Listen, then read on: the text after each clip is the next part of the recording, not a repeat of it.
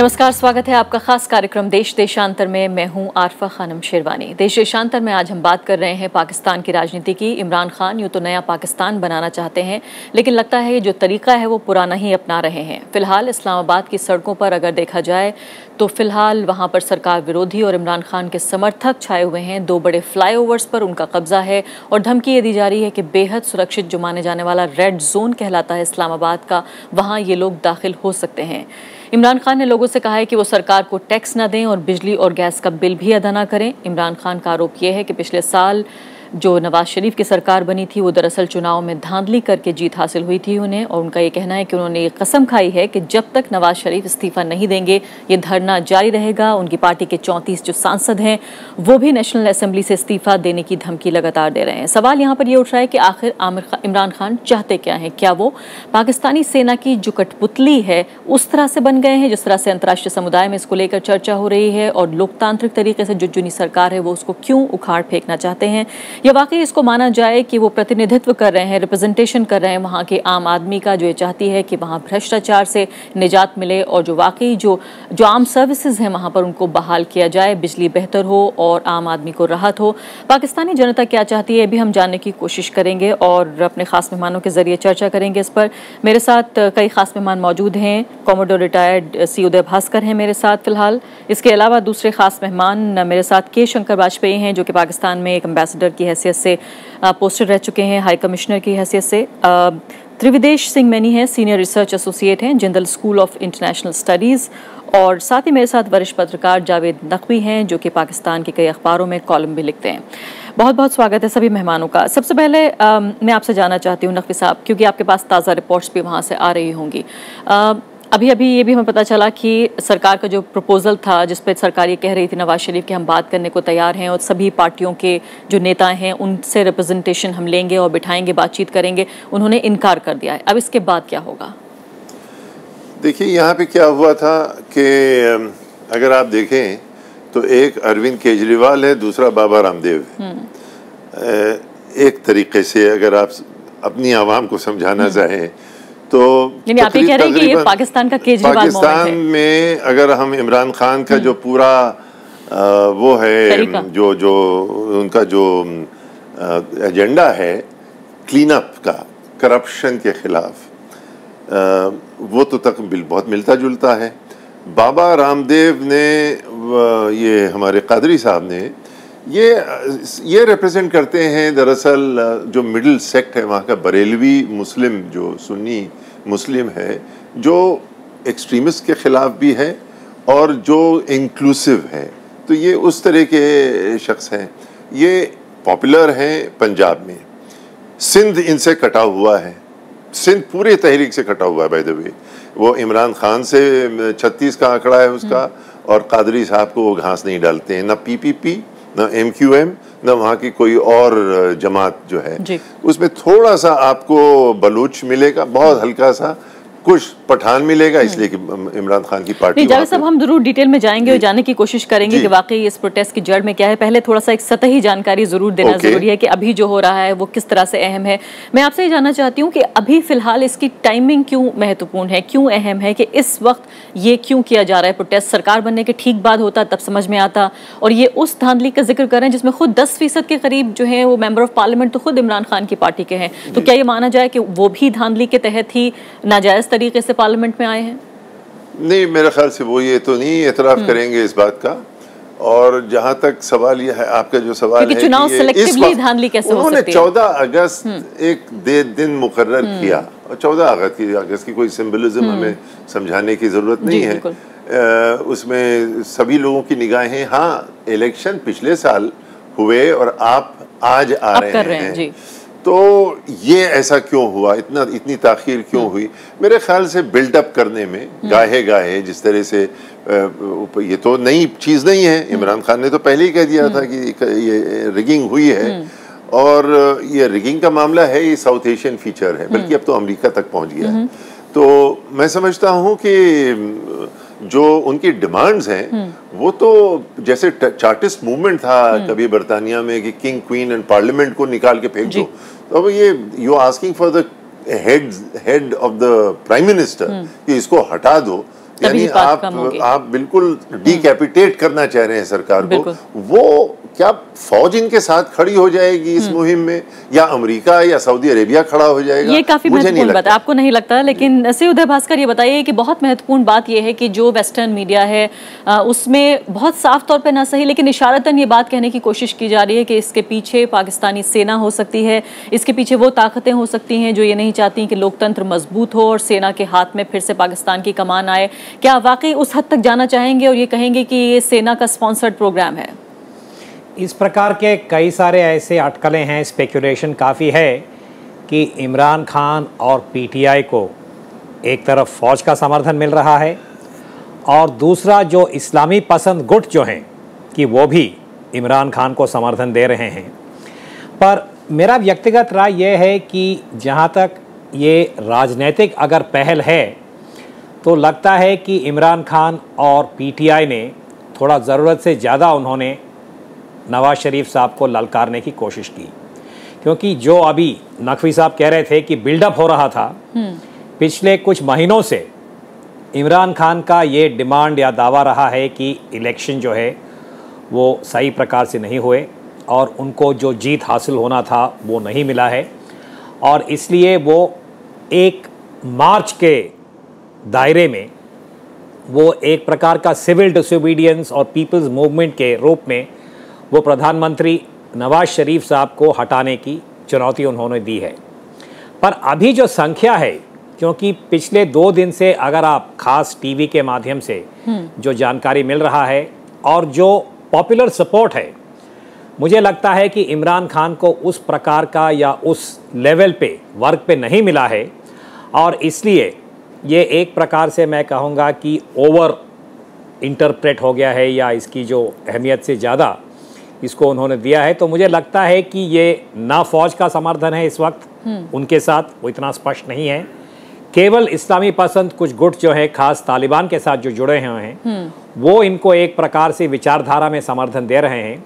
पर मुझे नहीं लगता है कि ये उतना सफल हो पाएंगे क्योंकि जैसे ये रेड जोन में पहुंचेंगे अभी पाकिस्तान का पुलिस सिक्योरिटी फोर्स जो भी उनको कार्रवाई करना होगा वो शायद करेंगे।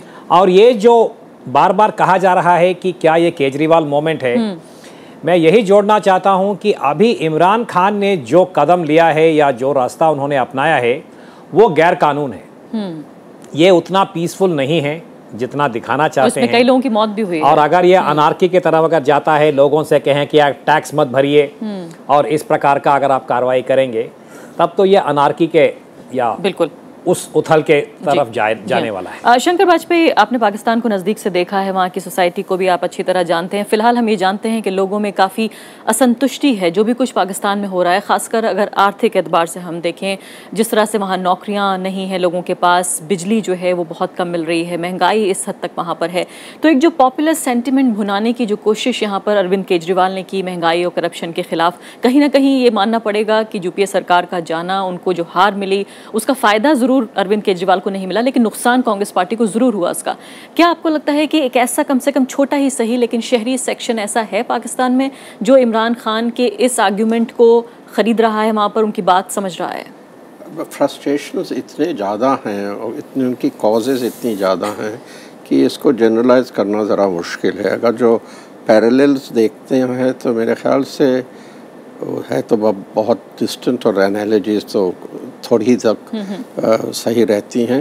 जो जयप्रकाश जी का मूवमेंट था वो बहुत टाइम लगा था गैदरिंग स्टीम, मगर जैसे उन्होंने कई अलग अलग ग्रुप्स को इकट्ठा कर दिया कि बाबा इसको पूरे सिस्टम को बदलना है। वहाँ पाकिस्तान में मुश्किल ये है कि अलग ग्रुप्स अलग तरीके से सिस्टम को बदलना चाहते हैं।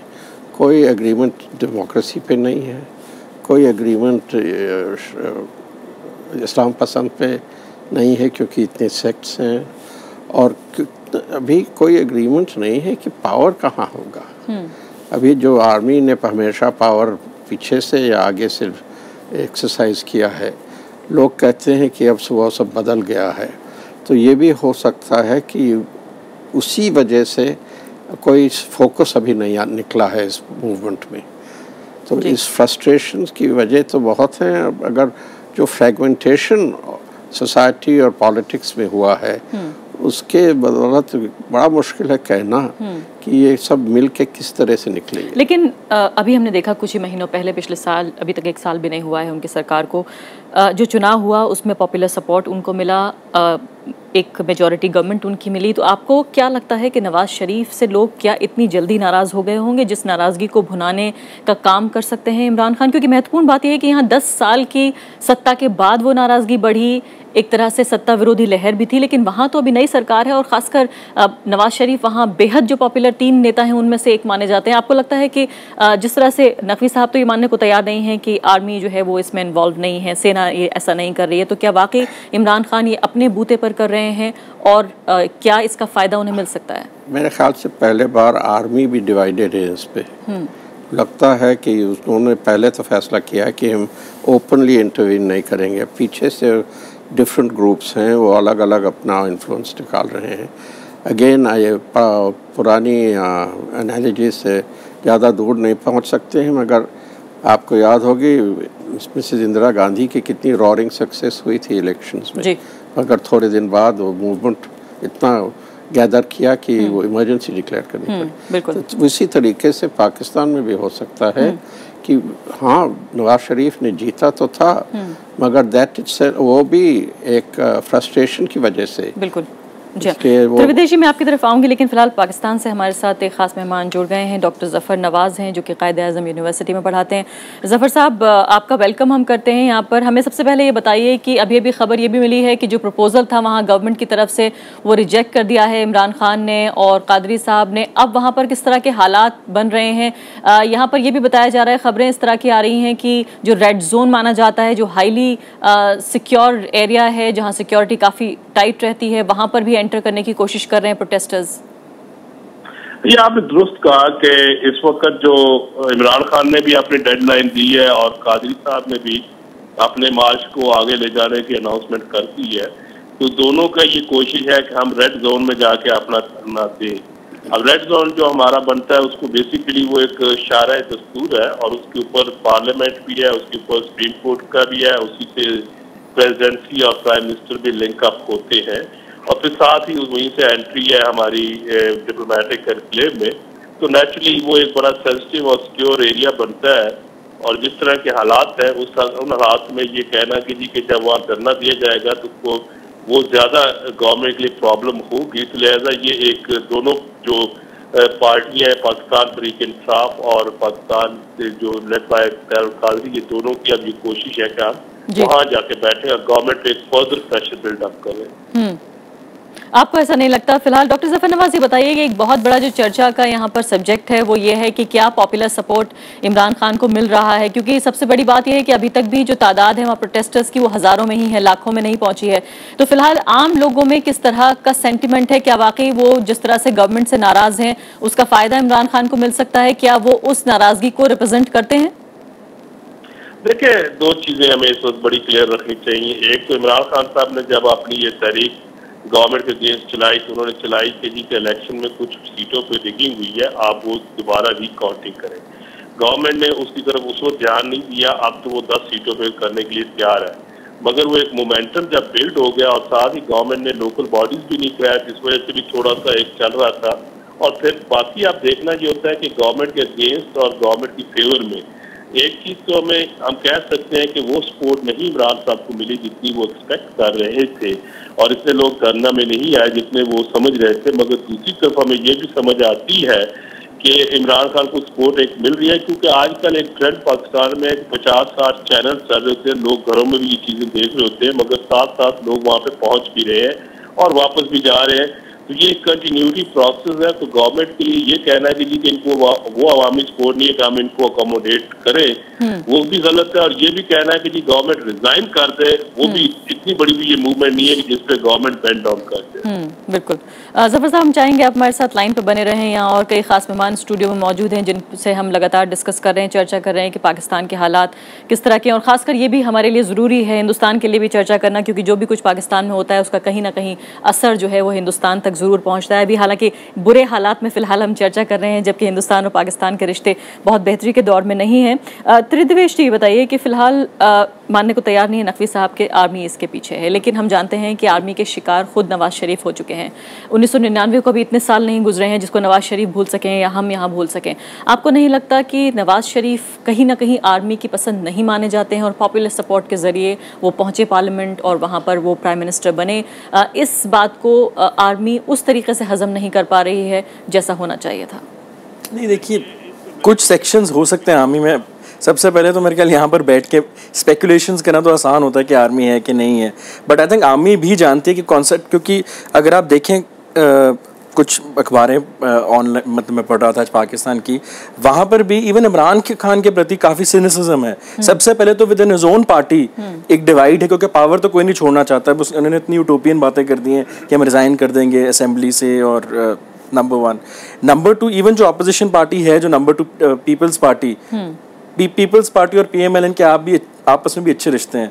इसलिए कोई भी जो है वो जो डेमोक्रेसी को या जो लोकतांत्रिक ढांचा है उसको कोई इस वक्त एटलीस्ट जो मेन पॉलिटिकल पार्टीज़ हैं सिवाय इमरान खान के कोई थ्रेटन नहीं करना चाहती। तो उस कॉन्टेक्स्ट में ये आई थिंक तभी इवन जो सपोर्ट है लोगों का, शायद बेशक नवाज शरीफ से लोग फ्रस्ट्रेटेड हों, बट इमरान खान इतने पॉपुलर है कि, क्योंकि अब आप कंपैरिजन कर रहे थे केजरीवाल और इनका, इमरान खान तो 17 साल हो गए हैं सियासत में, 97 से हैं वो तो मैदान में, और केजरीवाल तो पहली बार आए थे। लेकिन इसमें ज़्यादातर साल जो है वो नाकामी के रहे हैं तभी। हाँ, तो आई डोंट थिंक अगर इतनी पॉपुलर सपोर्ट होती तो आई थिंक पिछली इलेक्शन में भी उनकी परफॉर्मेंस कुछ बेटर हो सकती थी। लेकिन क्या आप इस बात से सहमत हैं जो डॉक्टर जफर नवाज कह रहे थे इस्लामाबाद से? वो ये कह रहे थे कि जो भुनाना था जिस हद तक वो जो है वो भुना चुके हैं अभी इमरान खान, अब उनके लिए लोगों के दिल में वो अरमान या वो सपोर्ट जो है वो नहीं जग रहा है। अगर होती तो मेरे ख्याल क्राउड जो थे ज़्यादा इकट्ठे कर सकते थे, और अगर इतनी मतलब बेशक लोगों की फ्रस्ट्रेशन होगी नवाज शरीफ के खिलाफ, बट कुछ तो आई थिंक कई लोगों में इतनी समझ है कि ऑल्टरनेटिव भी क्या है। तो आई थिंक बेशक कोई हम भी मतलब पाकिस्तान को काफ़ी अंडर एस्टिमेट करते हैं, वहाँ पर डायनामिक्स चेंज हो रहे हैं, और वो वहाँ पे भी लोग चाहते हैं कि डेमोक्रेसी, एक साइजेबल सेक्शन चाहता है कि डेमोक्रेसी स्टेबल हो, और उसमें जो डेमोक्रेटिक गवर्नमेंट है उसकी स्टेबिलिटी को थ्रेटन करना मेरे ख्याल। जावेद नकवी साहब, लेकिन कहा यह भी जा रहा है कि जिस तरह के हालात बन रहे हैं लगातार 14 अगस्त से लेकर अब तक, हालात जो हैं वो बदतर हुए हैं, बेहतर नहीं हुए हैं, और अब रेड जोन में एंट्री की बात हो रही है जो वो कह रहे हैं कि नहीं होने दिया जाएगा। क्या आपको नहीं लगता कि अगर ये अराजकता वाला, एनार्की वाला माहौल बनता है तो ऐसे में आर्मी के लिए भी एक अच्छा एक्सक्यूज़ होगा कि वो इंटरवीन करें और ख़ुद दखल देने की कोशिश करें बजाय इसके कि सिविलियन गवर्नमेंट करे? वजह फरमाती हैं आर्मी।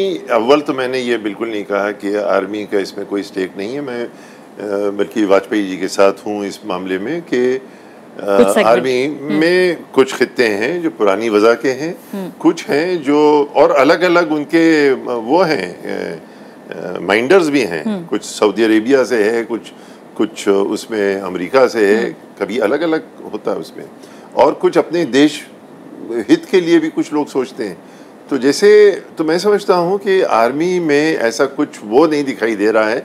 एक हमारी भी आदत है आर्मी को ब्लेम करना, लेकिन मैं एक बात और इसके साथ कह दूँ, हालांकि असाइड है कि अगर आर्मी ना हो पाकिस्तान में, जिससे हमें बड़ा 36 का आंकड़ा रहता है, आर्मी क्या करते हैं, आर्मी अगर हटा दीजिए इक्वेशन से, तालिबान आके बैठ जाएगा और आपको सांस लेना मुश्किल हो जाएगा। और पाकिस्तान के जो लिबरल खित्ता है जिनसे मैं वाकई हूँ, खास तौर से कराची में, सिंध में और लाहौर में जिनसे मुलाकातें होती हैं, उनकी बावजूद इसके कि वो डेमोक्रेसी चाहते हैं और वो भुट्टो के साथ थे और वो तमाम अयूब के तहरीकों में थे उसके खिलाफ, सारी चीज़ों के बावजूद वो साथ में एक चीज़ और भी रखते हैं कि भाई ये फ़ौज जो है ये फाटा में काम कर रही है और यही हमारा एश्योरेंस भी है। तो हमें, और आम आदमी में जो फ़ौज की पॉपुलैरिटी है उससे भी कोई इनकार नहीं किया जा सकता। आदमी भी है, आफ्टर ऑल ये क्या मजाक बना रखा है सिविलियंस ने, भुट्टो से लेके आज तक कोई भी ऐसा सबने कैच छोड़ा है। भुट्टो कितना पॉपुलर था, नवाज शरीफ कितने पॉपुलर थे, लेकिन सिकुड़ते चले गए हैं। वो सिंध में चले गए हैं, ये पंजाब में चले गए हैं, और बलूचिस्तान का और पख्तूनख्वा का कोई खैर ख्वाह नहीं है। लेकिन बात आपकी जो सराखों पर कि ये जो रेड जोन में जाएंगे, तो मुझे लगता है कि कोई भी हो, आर्मी ही क्यों ना हो, वो देख रही है हिरन आ रहा है घाट पे पानी पीने, और इंतजार करेगा। और यकीनी तौर पे अगर वो माहौल क्रिएट होता है वहाँ पे, तो उसमें वो आर्मी ही संभाल सकता, और कौन संभालेगा? बिल्कुल। बहुत महत्वपूर्ण बात यहाँ पर यह है कि अक्सर राजनीति के बारे में बहुत ज़्यादा हम चर्चा करते हैं, फौज के बारे में, सरकार के बारे में, पाकिस्तानी, लेकिन कहीं ना कहीं जो समाज है वो एब्सेंट, अनुपस्थित रहता है हमारी चर्चाओं से भी और शायद हमारे जहन से भी।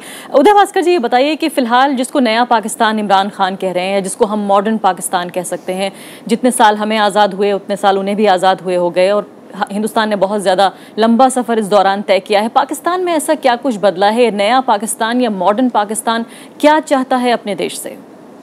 साहब देखिए, हल्का सा जो इशारा है शायद हमें पिछले साल मिला था, जब पाकिस्तान के इतिहास में ये पहली बार था कि जो सरकार में जो बदलाव था वो लोकतांत्रिक दायरे में हुआ था और जो इलेक्शन के प्रोसेस के बाद नवाज शरीफ साहब जो हैं वो प्रधानमंत्री बने थे पिछले साल।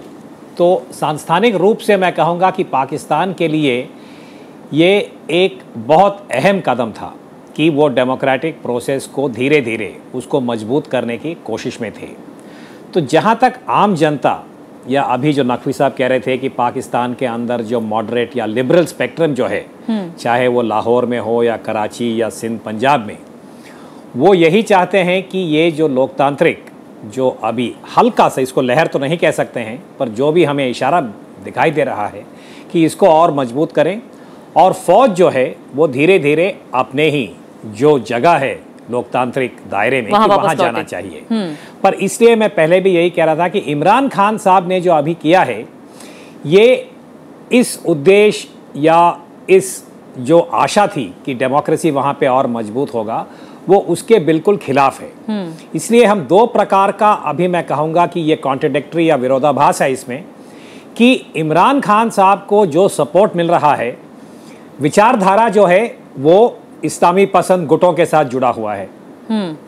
वो इस्लामाबाद के ऊपर अभी जो चुनौती या ललकार रहे हैं वो सरकार को हटाने में है और उस पहल को मैं समझता हूं कि पाकिस्तान का जो फौज है जी, वो इतना स्पष्ट रूप से उसे समर्थन देने के लिए तैयार नहीं है, क्योंकि उनके लिए ये एक खास बिंदु है जी। कि नवाज शरीफ साहब भी एक प्रकार से जो कहते हैं कि तालिबान के साथ वो हमदर्दी दिखा रहे थे पहले या राइट विंग पार्टीज के साथ जी, और इमरान खान भी खैबर पख्तूनख्वा में उसी प्रकार का चाल चला रहे हैं। उदय भास्कर जी, समय मेरे पास थोड़ा सा कम है, पाकिस्तान से मेहमान जो है वो इंतजार कर रहे हैं और फिलहाल कुछ ही मिनट मेरे पास बचे हैं। मैं जानती हूँ कि ये सब्जेक्ट बहुत बड़ा है और बहुत ज़्यादा वक्त चाहिए इस पर चर्चा के लिए। डॉक्टर जफर नवाज, ये बताइए कि हम यहाँ पर पॉलिटिक्स जरूर डिस्कस कर रहे हैं, इस खास जो न्यूज़ डेवलपमेंट हुआ है इस पर हम चर्चा कर रहे हैं, लेकिन एक बहुत अहम बात जो छूट जाती है वो ये है कि पाकिस्तानी जो सोसाइटी है, जो नया पाकिस्तान या मॉडर्न पाकिस्तान है, वो आखिर किस तरह की पॉलिटिक्स चाहता है? क्या Imran Khan brand of politics उसे पसंद है या पुराने जमाने की नवाज शरीफ की पॉलिटिक्स पसंद है, या वाकई आर्मी के लिए सपोर्ट जो है वो बढ़ रहा है या घट रहा है? देखिए, पहली बात तो यह है कि पाकिस्तान की जो डेमोक्रेटिक सिस्टम है वो एक ट्रांजिशन में जरूर है और उसमें अब लोगों के अंदर हमारा जो पाकिस्तान का पॉलिटिकल कल्चर जिसको आप कह सकते हैं वो भी एक मैसिव ट्रांसफॉर्मेशन में है कि सब्जेक्टिव प्रोक्टिव पॉलिटिकल कल्चर से हम मूव कर रहे हैं पार्टिसिपेटरी की तरफ। और हमारी जो गवर्नमेंट की जो इलेक्शंस भी अगर आप देखते हैं तो उसमें भी ये चीजें नजर आई, मगर इसमें आप ये नहीं कह सकते कि एक ब्रांड चलेगा या एक ब्रांड लोगों को पसंद है। लोग मुख्तलिफ आरा रखते हैं, एक डिवर्जेंस है सोसाइटी में भी और डिवर्जेंसी जो है वो पॉइंट ऑफ व्यू के साथ एक आप कह सकते हैं कि हम इस वक्त मूव कर रहे हैं towards pluralistic democratic political system. और जब हम इस तरह के सिस्टम की तरफ मूव करते हैं तो नेचुरली वहाँ आपको इस तरह के ग्रुप्स भी नजर आते हैं। और इमरान खान को हम अंडर एस्टिमेट इसलिए नहीं करते कि उसके साथ उसने जो 2013 के इलेक्शन थे उनमें सेकंड हाईएस्ट वोट लिया था और नवाज शरीफ का हाईएस्ट था, मगर उसके साथ अब ये हुआ कि जब इमरान साहब ने अपनी सीटों पे और धांधली के ऊपर आए तो उनमें से कुछ सीटों पे जो क्वेश्चन मार्क्स रेज हुए हैं, पहले गवर्नमेंट उसको अकोमोडेट नहीं कर रही थी और अब तैयार है, मगर जब गवर्नमेंट ने बेंड किया है तो नेचुरली उनके हौसले बढ़ गए हैं तो वो अब आगे की तरफ जा रहे हैं। तो लिहाजा ये एक तो है। और इसमें ये कहना कि जी कोई उसको रिलीजियस या वो क्या कहते हैं आर्म फोर्सेस का उनकी अपनी कैलकुलेशन है कि किसी वक्त भी पाकिस्तान में लोकल बॉडीज के भी इलेक्शन हो सकते हैं और रूरल एरिया में इमरान खान की जो एक पॉपुलैरिटी थी वो भी कोई ज्यादा नहीं थी, तो नेचुरली वो अपनी पॉपुलैरिटी को भी आगे एनहांस करना चाहते हैं, कोई डिसीजन लेके और इस तरह का काफी कॉम्प्लेक्स पूरा मसला नजर आ रहा है। जफर साहब फिर इसको दोबारा बातचीत करेंगे, लेकिन यहाँ स्टूडियो में मेहमान मौजूद हैं। त्रिविदेश जी बताइए कि फिलहाल जिस तरह की बात ये हो रही है कि कौन सी राजनीति करना चाहता है पाकिस्तान, किस तरह की राजनीति देखना चाहता है। इन्होंने जिक्र किया कि प्लूरल पाकिस्तान, हम जानते हैं हम भी काफी संघर्ष करते रहे हैं और अभी भी कर रहे हैं प्लूरलिज्म नाम से, लेकिन पाकिस्तान में जिस तरह से रिलीजियस एक्सट्रीमिज्म जो बढ़ा है, इमरान खान की एक मांग ये भी है कि ज़्यादा इंक्लूसिव बनाया जाए और जो वेस्टर्न देशों के खिलाफ जो सेंटिमेंट है वो भी एक शिकायत में उनके दर्ज है कि वो भी जो है पाकिस्तान में एक समस्या है। आपको लगता है कि इमरान खान एक तरफ ऐसा लगता है कि एक्सट्रीमिज्म को सपोर्ट करते हैं और दूसरी तरफ प्लूरलिज्म की बात कर रहे हैं, आपको लगता है दोनों चीज़ें एक साथ कॉन्ट्रडिक्ट कर रही हैं? आई थिंक देखिए ये तो वो कुछ ज़्यादा करते हैं पॉलिटिक्स में। आई थिंक हम हर कंट्री में कोई जो कहते हैं running with the hare and hunting, that tendency is there everywhere. तो उनका जो सपोर्ट बेस है जो दैट इज लिबरल्स, जो इमरान खान का एक्चुअल सपोर्ट, अगर पिछली जो इलेक्शन हुई है जो वोट बैंक अगर देखा जाए, लेकिन जिस इलाके में वो जीते हैं वहाँ लिबरल्स ने तो उन्हें वोट नहीं दिया। बट अर्बन एरिया से पंजाब में अगर आप देखें काफी उनको लिबरल्स से की वोट पड़ी है, तो कॉन्ट्रडिक्टरी सिग्नल्स डेफिनेटली हैं। बट मैं एक और कहना चाहूँगा कि अब हम बात कर रहे थे कि जो तब्दील आई है पाकिस्तान में पिछले, अगर आप देखिए इवन पिछले हफ्ते ही अब नवाज शरीफ ने इंडिया के कॉन्टेक्स्ट में काफ़ी एक स्ट्रॉन्ग स्टेटमेंट दी है विज़-वी द पाकिस्तान आर्मी। तो ये भी आई थिंक जो चेंज हो रहा है विज़-वी India also in Pakistan, and not only जो एक सेक्शन जो हम मानते हैं तबका है एलीट का, इवन मिडिल क्लासेस में, not out of any idealism या कुछ प्रैग्मेटिज्म की तरफ कि इंडिया के अच्छे ताल्लुकात होने चाहिए वो, और आई थिंक साउथ एशिया की तरफ अब रुझान ज्यादा हो, पहले मिडिल ईस्ट की तरफ जो इंक्लिनेशन थी। शंकर बाजपेयी जी, आखिरी सवाल, क्या वाकई अब वो दौर पाकिस्तान की राजनीति में भी आ चुका है जहां सिर्फ एंटी इंडिया सेंटिमेंट जगह लेने से काम नहीं चलेगा, वहां भी अभी रियल डेवलपमेंट करना पड़ेगा, करप्शन पे जो है वो लगाम लगानी पड़ेगी और लोगों को वो डेवलपमेंट देना पड़ेगा जो उनका हक है? ये उम्मीदें तो बढ़नी चाहिए और बढ़ रही हैं, मगर मुझे ये भी कहना है कि पाकिस्तान में सिर्फ डेमोक्रेसी की अर्ज और भी और ताकत की ज़रूरत है, मगर उनकी नेशनहुड का भी प्रॉब्लम है। ये बात ख्याल रखना चाहिए कि जो 4 इलाके ब्रिटिश इंडिया के अब पाकिस्तान बनाते हैं, बलूचिस्तान, सरहद, पंजाब और सिंध, उन्होंने पहले एक नेशन कभी नहीं बना। उनकी जो हिस्ट्री आपको लगता है अभी भी ये इशू है बड़ा? अभी भी प्रॉब्लम है, तो इसलिए जो प्लूरलिज्म की बात कर रहे हैं वो उसकी वजह से, उसके रीजन्स की बात कर रहे हैं और उसी से जुड़ी आइडेंटिटीज सेंस ऑफ नेशनहुड, अभी तक उसका फोकस एंटी इंडिया रहा। बहुत महत्वपूर्ण बात आप ये कह रहे हैं और शायद यही अच्छी बात है इस कार्यक्रम को ख़त्म करने के लिए कि जिस तरह का प्लूरलिज्म का जिक्र हो रहा है कि तमाम जो रीजन है, जो इलाके हैं पाकिस्तान के, शायद वो जब तक एक साथ नहीं आएंगे, एक धागे में नहीं बंधेंगे और इसी को शायद पाकिस्तान नेशनलिज्म कहा जाएगा, तभी तक एक मजबूत पाकिस्तान बनना बहुत मुश्किल है। और शायद इमरान खान जैसी राजनीति हो रही है या नवाज शरीफ जैसी राजनीति हो, जो भी हो, हम चाहते हैं कि पाकिस्तानी जनता का रिप्रेजेंटेशन करे। सभी मेहमानों का बहुत बहुत शुक्रिया।